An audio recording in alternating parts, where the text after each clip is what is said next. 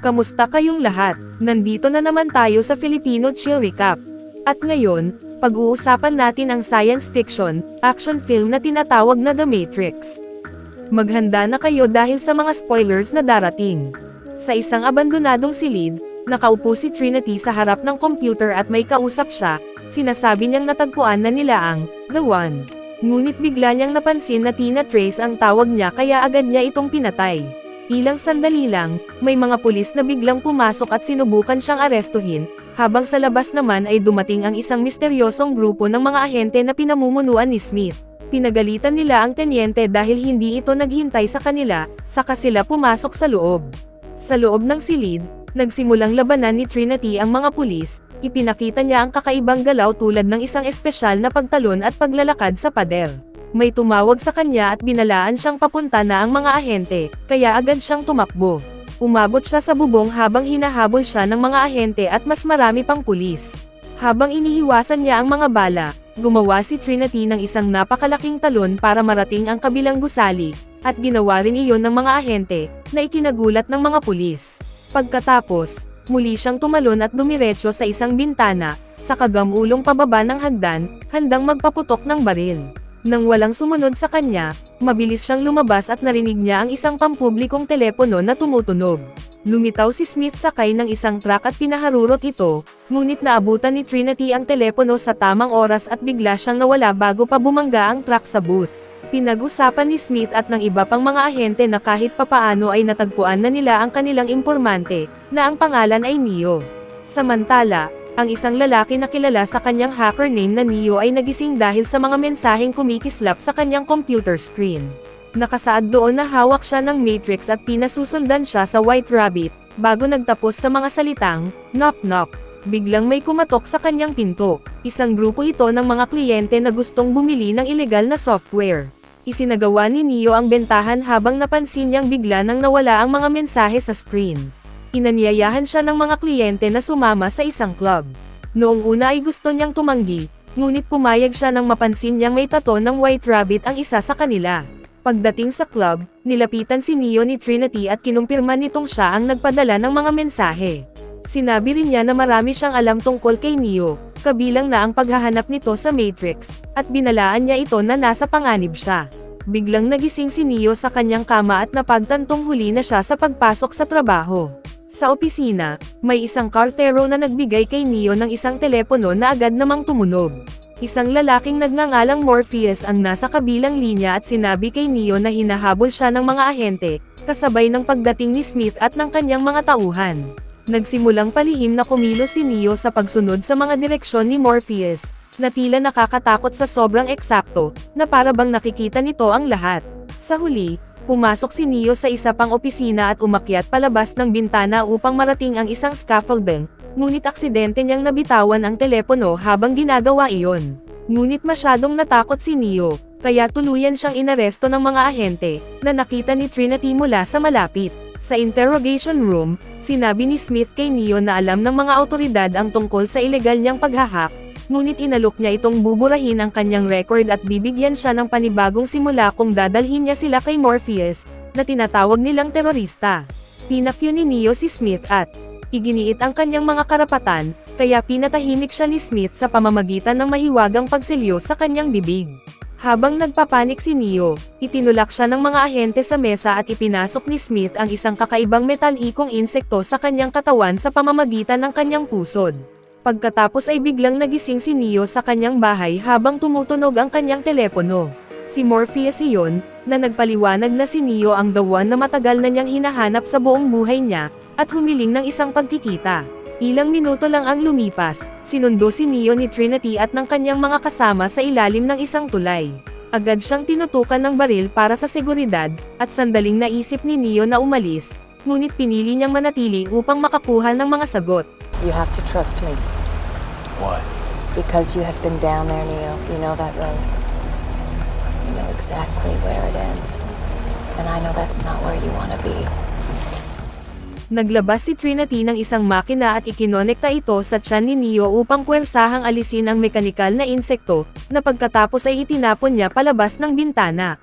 Pagkatapos noon, pumunta sila sa isang lumang abandonadong gusali kung saan sa wakas ay nakilala ni Neo si Morpheus. Nauunawaan ni Morpheus na matagal nang nararamdaman ni Neo na may mali sa mundo. Ipinaliwanag niya na ang Matrix ay nasa paligid nila at ang mga tao ay mga alipin nito. Pagkatapos, naglabas si Morpheus ng 2 pill. Kapag pinili ni Neo ang blue pill, Magi gising siyang muli sa bahay at wala siyang maaalala. Ngunit kung pipiliin niya ang red pill, papayagan siya ni Morpheus na makita ang katotohanan. Pinili ni Neo ang red pill at dinala siya sa isa pang silid kung saan nakahanda ang computer setup ng grupo ni Morpheus. Habang ikinokonekta si Neo sa mga makina, napansin niyang ang isang salamin ay naging likido. Hinawakan niya ito, at nagsimulang balutin ng pilak na likido ang kanyang katawan, na lalo niyang ikinataranta. Inactivate ng team ang software at biglang naglaho ang mundo.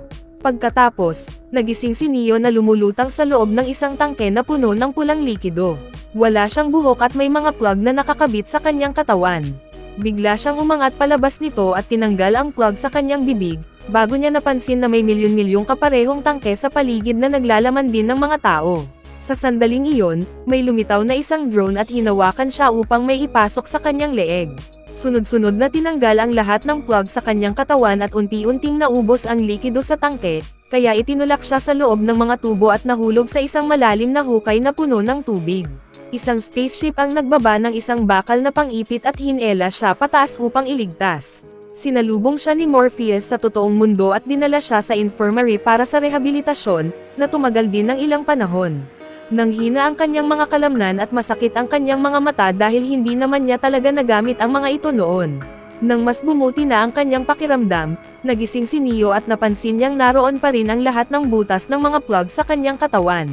Ipinaliwanag ni Morpheus na iniisip ni Neo na 1999 pa lamang, ngunit ang totoo ay mas malapit na ito sa 2199. Pagkatapos, inilibot siya ni Morpheus sa loob ng barko at ipinakilala sa mga kasama sa crew. Pinaupo si Neo sa isang upuan at may itinulak na spike sa butas sa kanyang leeg, na naging dahilan upang magmukha siyang nasa loob ng computer program ng barko at bumalik ang dati niyang itsura.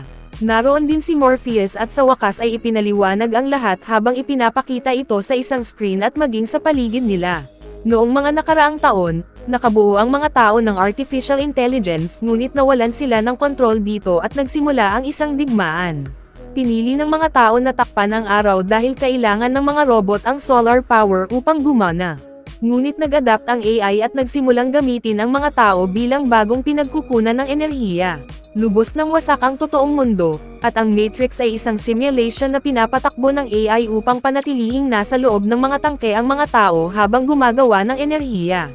Sa madaling salita, pinalalaki ng mga robot na kontrolado ng AI ang mga tao at ginagamit silang parang mga baterya. Hindi ito matanggap ni Neo at nagpanik siya bago muling bumalik sa upuan. Mabilis niyang tinanggal ang plug sa kanyang leeg, pagkatapos ay nagsuka at nawalan ng malay. Nang magising si Neo kalaunan, sinabi sa kanya ni Morpheus na hindi na siya makakabalik, at kadalasan ay hindi na nila pinalalaya ang isipan ng isang tao kapag umabot na ito sa tiyak na edad. Kinailangan niyang gawin iyon para kay Neo dahil naniniwala siyang ito ang the one mula sa Propecia. Maraming taon na ang nakalipas, may isang lalaking isinilang sa loob ng Matrix na may kapangyarihang baguhin ang anumang bagay dito, at nagsimula siyang palayain ang mga tao. Pagkamatay niya, may isang oracle na nagpropesya na siya ay muling isisilang, at iniisip ni Morpheus na si Neo ang lalaking iyon. Kinabukasan, kinumusta si Neo ng operator na si Tank, at napansin ni Neo na wala na ang mga butas sa kanyang katawan. Ipinaliwanag ni Tank na siya ay ipinanganak sa Zion, ang nag-iisang lungsod ng mga malalayang tao sa totoong mundo na nagtatago malapit sa core ng Earth. Pagkatapos, muling ikinonekta ni Tank si Neo sa computer system at nag-download ng mga programa direkta sa kanyang utak, kaya agad natutunan ni Neo ang iba't ibang uri ng martial arts sa loob lamang ng ilang segundo. Sa sumunod na 10 oras, patuloy na sumipsip ng kaalaman si Neo, at naging bagong record ito. Nang mapansin ito, nagpa siya si Morpheus na subukan siya. Lumitaw sila sa isang silid na ginagaya ang Matrix, at pinaalala ni Morpheus kay Neo na walang mga patakaran sa loob ng isang simulation. Nagsimula silang maglaban, at mahusay si Neo sa pagsabay kay Morpheus, na ikinagulat ng mga kasamahan nilang nanonood sa screen. Gayunpaman, mas magaling pa rin si Morpheus, at matapos ang palitan ng maraming galaw, natalo niya si Neo sa pamamagitan ng pagsipa rito papunta sa isang kahoy na beam. Sinabi ni Neo na masyadong mabilis si Morpheus, ngunit pinaalala ni Morpheus na iniisip pa rin niya ang mga pisikal na limitasyon, gayong wala naman talaga silang mga katawan sa loob ng software. Muli silang naglaban at muling naipit ni Morpheus si Neo, ngunit habang nagpapatuloy ang laban, unti-unting naka-adapt si Neo at siya naman ang nakaipit kay Morpheus. Pagkatapos, binago nila ang simulation at napunta sila sa tuktok ng isang gusali, kung saan pinaalalahanan ni Morpheus si Neo na palayain ang kanyang isipan. Tumakbo si Morpheus at gumawa ng isang imposibleng talon mula sa isang gusali papunta sa kabila. Sinubukan ni Neo na gawin din iyon, ngunit sa kasamaang palad ay bumagsak siya sa lupa, na lumubog sa kanya bago siya tuluyang ibinagsak. Nadismaya ang crew, ngunit pinaalalahanan nila ang isa't isa na wala pang naging matagumpay sa unang talon. Nang magising si Neo sa upuan, napansin niyang may dugo ang kanyang bibig. Ipinaliwanag ni Morpheus na hindi totoo ang simulation, ngunit tinatanggap ito ng kanilang isipan na parang totoo, kaya kapag namatay sila sa loob ng Matrix, mamamatay rin sila sa totoong mundo. Pagkaraan ng ilang sandali, dinala ni Morpheus si Neo sa isa na namang training simulation. Nasa isang mataong lungsod sila, at na-distract si Neo ng isang magandang babae. Ngunit nang lumingon siya muli, isa na itong ahente. Ipinaliwanag ni Morpheus na ang mga ahente ay bahagi ng Matrix at maaari silang agad mag-transform bilang sino man sa loob nito, kaya kahit sinong mukhang inosente ay maaaring maging kalaban. Wala pang taong nakatalo sa isang ahente. Sa sandaling iyon, nakatanggap si Morpheus ng babala mula sa crew kaya agad silang bumalik sa totoong mundo. Lumalabas na hinahabol ang kanilang barko ng mga robotic sentinel na pumapatay, dahil natutukoy ng mga ito ang kuryenteng inilalabas ng mga tao. Pinaharurot ng barko ang takbo nito at nagtago sa isang abandonadong sewer, kung saan pinatay nila ang lahat ng power. Nang may isang sentinel na lumapit, nagmasid ito sa paligid ngunit hindi sila naramdaman, at sa kabutihang palad ay umalis din ito. Doon nalaman ni Neo na kung kinakailangan, maaaring i-activate ng barko ang isang high voltage electromagnetic pulse o EMP, na kayang magpatigil sa anumang gumagamit ng electromagnets sa loob ng isang tiyak na radius. Kalaunan, nakita ni Neo si Cypher sa operator chair at nagulat ito sa paglapit niya. Nagbahagi si Cypher ng inumin at inamin na minsan ay naiisip niyang sana ang kabilang pill na lang ang pinili niya. Pagkaalis ni Neo, palihim na pumasok si Cypher sa Matrix at nakipagkita kay Smith upang makipagkasundo. Bibigyan siya ng Matrix ng bagong buhay na matagumpay at marangya, at kapalit nito ay ibibigay niya si Morpheus upang tuluyan nilang mawasak ang Zion. Pagbalik sa barko, inihayag ni Morpheus na papasok sila sa Matrix upang makilala ni Neo ang Oracle. Umupo ang grupo sa mga upuan at ikinonekta sila ni Tank sa Matrix sa pamamagitan ng isang nahak na tawag sa telepono. Habang walang nakatingin, lihim na naghulog si Cypher ng isang cellphone sa loob ng basurahan. Nakarating sila sa isang lumang gusali at habang nasa elevator, ipinaliwanag ni Morpheus na kasama na nila ang Oracle mula pa sa simula ng Resistance, at hindi ito tama o mali, sinasabi lamang nito ang kailangan nilang marinig. Sa kaso ni Morpheus, sinabi sa kanya na mahahanap niya ang The One. Pagpasok nila sa isang apartment, nakita ni Neo ang ilang bata na nagpapagalaw ng mga bagay gamit ang psychic powers. May isang batang lalaki pang nagbaluktot ng kutsara at sinabi kay Neo na walang kapangyarihang sangkot, dahil ang totoo ay walang kutsara. Nag-concentrate si Neo at nabaluktot din niya ito bago siya dinala upang makaharap ang Oracle. Lumabas ang Oracle na parang isang simpleng lola na nagbi-bake ng cookies, ngunit nahulaan niya na mababasag ni Neo ang isang florera bago pa man ito mangyari. Sinabi ng Oracle kay Neo na ang pagiging The One ay isang bagay na dapat niyang maramdaman, bago nito masusing tiningnan ang kanyang katawan at sinabing hindi siya ang The One. Gayunpaman, binigyan siya nito ng babala na malapit na siyang mapilitang pumili sa pagitan ng sarili niyang buhay at ng buhay ni Morpheus. Habang papalabas sila, gusto sanang ibahagi ni Neo ang sinabi ng Oracle, ngunit sinabi ni Morpheus na itago na lang niya iyon sa sarili niya. Bumalik ang grupo sa lumang bahay at napansin ni Neo ang isang itim na pusa na dumaan, ngunit maya-maya ay muling lumitaw ito sa parehong lugar.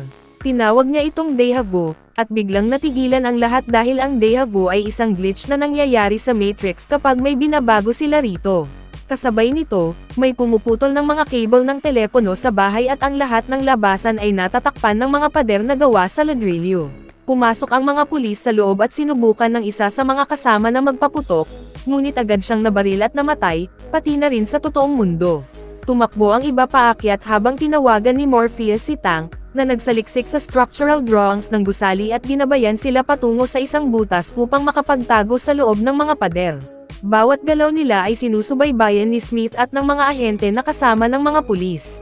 Habang bumababa ang grupo sa makipot na daanan, may alikabok na nahulog kay Cypher at napabahing siya. Nagsimulang magpaputok ang mga pulis sa pader at gumanti rin ng putok si Neo, ngunit walang tinamaan.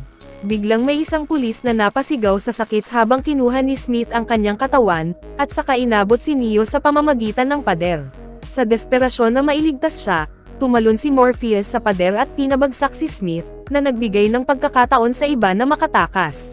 Nahulog ang grupo at bumagsak sa basement, kung saan nagkaroon ng matinding bar-ilan laban sa mga pulis. Naghagis sila ng mga smoke grenade at nakatakas sa pamamagitan ng isang hatch sa sahig, kahit na mas mabagal kumilos si Cypher sa likuran. Sa itaas, nagsimulang labanan ni Morpheus si Smith at ginawa niya ang lahat ng makakaya, ngunit anumang galaw ang gawin niya ay madaling nasasagot ni Smith at kalaunan ay natalo siya nito ng hindi gaanong nahihirapan. Pagkatapos, binugbog at inaresto ng mga pulis si Morpheus. Lumabas ang grupo sa kalsada sa pamamagitan ng isang manhole, ngunit ibang ruta ang ginamit ni Cypher. Gumamit siya ng isang pampublikong telepono upang tawagan si Tank at nagkunwaring naiwan siya dahil sa isang aksidente sa kotse na siya rin mismo ang may kagagawan. Binigyan siya ni Tank ng address na may exit, at nang tawagan din siya ni Trinity, ipinadala niya ang grupo sa parehong lugar. Makalipas ang ilang minuto, pumasok si Cypher sa isang gusali kung saan may tumutunog na telepono at siya ang unang nakabalik sa barko. Pagdating doon, kumuha siya ng baril at mabilis na binaril si Tank at ang isa pang crew member bago inangkin ang kontrol ng board. Nang tuluyan ng marating ng grupo ang telepono, tumigil na ito sa pagtunog. Pagkatapos, muling tumawag si Trinity sa barko at si Cypher ang sumagot habang palihim na nakayuko sa ibabaw ng natutulog niyang katawan. Inamin niyang matagal na niya itong gusto at pagod na siya sa ganitong buhay, bago niya tuluyang inamin na siya ang nagplano ng lahat. I wish I could walk in just when it happens. So right then, you'd know it was me. Sunod, in-unplug ni Cypher ang dalawa pang crew member, na agad ring namatay. Nang gagawin na niya ito kay Neo, ibinunyag ni Tank na buhay pa siya at agad niyang pinatay si Cypher. Habang ibinabalik ni Tank sina Neo at Trinity, dinala naman ni Smith at ng mga ahente si Morpheus sa isang skyscraper para sa interogasyon. Tinurukan nila siya ng serum at ikinabot sa mga electrode habang unang nagmonolog si Smith. Ipinaliwanag niya na ang unang bersyon ng Matrix ay isang masayang utopia, ngunit napansin ng mga tao na hindi ito totoo kaya kinailangan itong baguhin. Paulit-ulit na sinasaktan si Morpheus ngunit patuloy siyang tumatangging magsalita. Sa huli, pinaalis ni Smith ang iba pang mga ahente at nawala ang pagiging kalmado niya habang tinatanggal ang kanyang earpiece. Tinawag niyang virus ang mga tao na umuubos ng lahat ng resources, ngunit inamin din niyang galit siya sa Matrix at gusto niyang makalaya rito, at para magawa iyon kailangan niya ang mga code para ma-access ang Zion. Sa barko, nais ni Tank na i-unplug si Morpheus upang maprotektahan ang Zion. Ngunit naalala ni Neo ang sinabi ng Oracle at pinili niyang iligtas si Morpheus. Iniisip na may pagkakataon sila dahil wala pang nakagawa nito dati at hindi ito aasahan ng mga ahente. Nais sumama ni Trinity at sinabi ni Neo na hindi siya ang the one, ngunit tumanggi si Trinity na maniwala at sumama pa rin. Pagkatapos, ikinonekta ang dalawa sa system at binigyan sila ni Tank ng napakaraming baril. Lumitaw sila sa lobby ng skyscraper at sinuri ng mga gwardya ang kanilang mga bag gamit ang scanner, na agad tumunog ang alarma. Inutusan ng isang gwardya si Neo na alisin ang lahat ng metal na bagay, kaya binuksan na lang ni Neo ang kanyang coat at ibinunyag ang lahat ng baril na dala niya bago itinulak. Palayo ang gwardya. Agad na nagpaputok si Neo gamit ang dalawang baril at napatay ang karamihan sa mga gwardya ng sabay-sabay. May isang nakatakas at tumawag ng backup bago rin ito napatay ni Trinity. Hindi nagtagal, dumating ang isang buong grupo ng mga sundalo at sabay-sabay silang nagpaputok. Patuloy na gumaganti ng putok si Neo, nagtatago lamang sa likod ng mga haligi kapag nauubusan ng bala at kumukuha ng panibagong armas. Ginamit ni Trinity ang kanyang husay sa martial arts upang tumalon-talon at labanan ang mga gwardya ng hand-to-hand, at madali niya silang napabagsak. Gumawa rin si Neo ng mga nakakabaliw na talon habang patuloy sa pagpapaputok ng kanyang mga baril, at sa huli ay pinabagsak ang natitirang sundalo sa pamamagitan ng isang malakas na sipa. Sa itaas, bumalik ang iba pang mga ahente sa interrogation room at nagulat nang makita si Smith na walang earpiece. Dahil hindi siya konektado, kinailangan ng iba pang sabihin sa kanya ang tungkol sa atake. Samantala, nakasakay ang dalawa sa elevator, ngunit pinahinto nila ito ilang palapag lang, at pinaganya ni Trinity ang isang bomba. Pagkatapos, tumakas sila sa pamamagitan ng ceiling hatch at humawak sa mga cable, na pinutok ni Neo upang pabagsakin ang elevator. Sumabog ang bomba nang tumama ito sa lobby, nagdulot ng malaking apoy, pinatay ang kuryente ng gusali, at pinaganya ang sprinklers. Nakapasok sina Neo at Trinity sa bubong, kung saan naghihintay ang mas maraming sundalo. Habang nakikipaglaban, kinuha ng isang ahente ang kontrol ng piloto sa helicopter at hinabol sila. Nagpaputok si Neo sa kanya, ngunit masyadong mabilis ang ahente para makasira siya. Pagkatapos, bumalik sa kanya ang putok ng ahente, at ginulat ni Neo ang lahat sa pamamagitan ng pag-iwas sa mga bala ng kasing bilis ng isang ahente. Sa kasamaang palad, nasugatan pa rin ang kanyang paa at siya ay nahulog. Lumapit ang ahente upang tapusin siya, ngunit nagbigay ito ng pagkakataon kay Trinity na barilin siya sa ulo. Nang bumagsak ang katawan, bumalik ito sa pagiging piloto. Pagkatapos, nag-download si Tank ng flying program sa isip ni Trinity upang magamit niya ang helicopter, na agad lumitaw sa labas ng interrogation room. Nagpaputok si Neo kasabay ng mga ahente at winasak ang buong silid, na naging dahilan upang iwanan ng mga ahente ang mga katawan.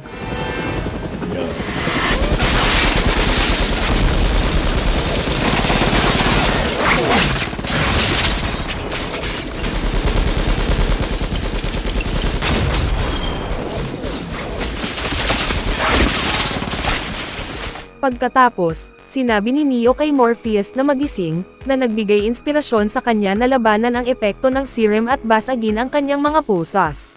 Samantala, kumuha ang mga ahente ng bagong katawan sa susunod na silid at nagsimulang magpaputok sa pamamagitan ng pader, na tinamaan ang paa ni Morpheus habang sinusubukan niyang makatakas. Nang mapagtanto ni Neo na hindi makakaligtas si Morpheus, tumalon siya mula sa chopper na may tali na nakakabit sa kanyang katawan at nahuli si Morpheus habang nasa hangin, halos mahuli lamang niya ang braso nito bago ito bumagsak. Habang sinusubukan ni Trinity na lumipad palayo, bumalik si Smith sa sirang bintana at binaril ang fuel tank ng helicopter.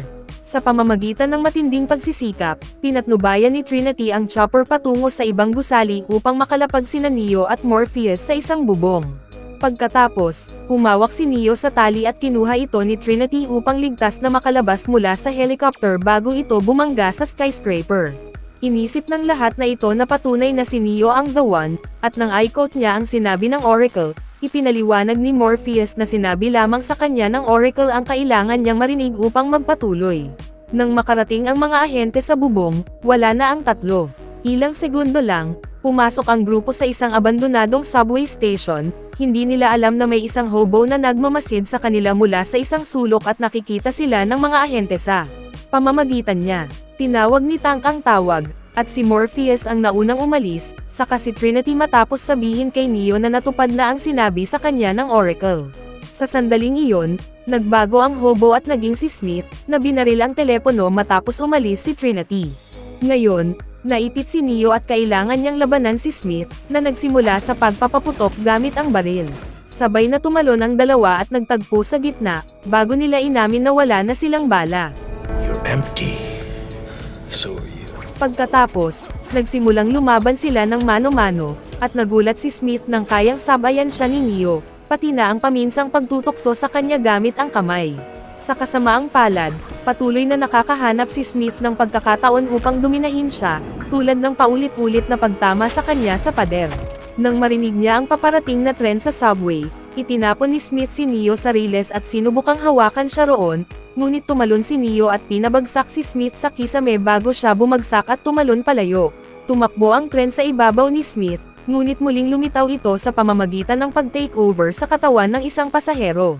Wala nang ibang pagpipilian si Neo kundi tumakbo. Sa barko, umalangaw-ngaw ang alarma bilang babala sa paparating na mga Sentinel. Nagpa siya si Morpheus na maghintay hanggang sa huling sandali bago i-activate ang EMP upang makabalik si Neo. Sa loob ng Matrix, nagnakaw si Neo ng telepono mula sa isang ordinaryong tao at tinawag si Tank, na ginabayan siya patungo sa pinakamalapit na exit. Tumakbo si Neo sa gitna ng tao habang patuloy na hinahabol at pinaputukan siya ng mga ahente, ngunit walang epekto. Sa huli, pumasok siya sa isang gusali sa likurang pinto at dali-daling umakyat sa itaas, dumadaan sa mga apartment habang sinasamantala ng mga ahente ang katawan ng mga residente upang patuloy siyang atakihin. Habang tumatakas si Neo sa emergency stairs, narating na ng mga Sentinel ang barko at sinimulang wasakin ito hanggang makagawa sila ng butas upang makapasok. Gusto pa rin ni Morpheus na maghintay habang pumapasok si Neo sa isa pang gusali, ngunit bago niya maabot ang telepono, nambush siya ni Smith at binaril ng maraming beses. Nakita ni Trinity sa screen ang pagkamatay ni Neo at sinabi sa kanya na hindi siya pwedeng mamatay dahil sinabi ng Oracle na siya ang mamahalin ng One. Sinabi niyang mahal niya si Neo at hinalikan siya habang patuloy na nagdudulot ng pinsala ang mga Sentinel. Ang aksyon ni Trinity ang nagbuhay muli kay Neo, na tuluyan ng tinanggap ang kanyang papel. Agad na nagpaputok si Smith at ang dalawang ahente, ngunit itinaas lang ni Neo ang kanyang kamay at napahinto ang mga bala. Ngayon, nakikita na rin niya ang code na bumubuo sa Matrix, at nang umatake si Smith, kalmado niyang pinahinto lahat ng galaw nito gamit lamang ang isang kamay. Pagkatapos, sinipa ni Neo si Smith palayo bago tumalon sa loob ng katawan nito, at masakit niyang nire-write ang code hanggang sa sumabog ito. Takbo palayo ang iba pang ahente sa takot, at tumakbo si Neo upang kunin ang telepono habang tuluyan ng sumugod ang mga Sentinel sa cockpit. Inactivate ni Morpheus ang EMP, na nagpabagsak sa lahat ng Sentinel. Sa kadiliman, tumingin si Trinity pataas at nakumpirma na buhay na si Neo, kaya naghalikan sila. Pagkaraan ng ilang sandali, nasa loob na si Neo sa Matrix at tumatawag sa telepono upang bantang muling mag-aalsa laban sa AI.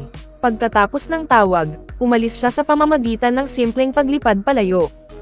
At bago tayo magtapos ay isa-shoutout muna natin si Gabiana Jericho from Samar, Mark Justin Morales, Bernie Pahid, Sherry Tresades, Dennis Cano from Bicol, Prince Lawrence Chua from Duhat Bocaue, Bulacan, Janice Lagrimas, Gengia de la Torre from Victoria City, Ino Suke from Lipata, Surigao, Randy Morales from Isabela, at Rostan Claquino from Calamba, Laguna.